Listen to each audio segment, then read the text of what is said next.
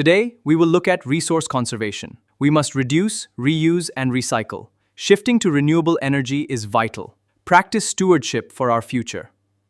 Hello everyone. Today, we are discussing resource conservation, the deliberate management of our planets to prevent exploitation and destruction. Why does this matter? Because our current quality of life and that of future generations depends entirely on the finite resources we have today.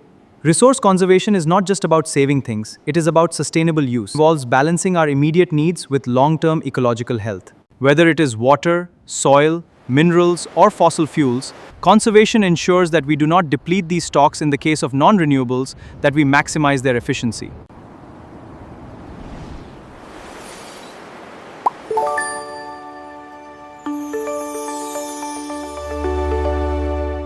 To practice conservation, we follow the time-tested hierarchy. Reduce your consumption, reuse what you already own, and recycle materials to keep them out of landfills. This simple framework effectively minimizes the strain on raw material extraction and reduces the energy required for manufacturing.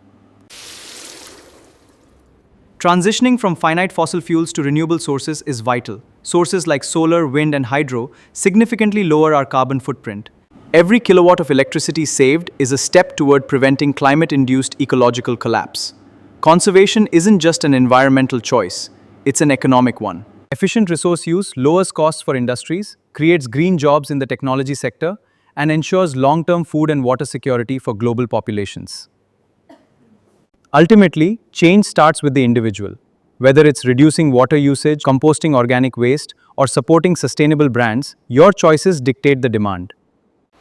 We are the stewards. It is our responsibility to manage its wealth wisely.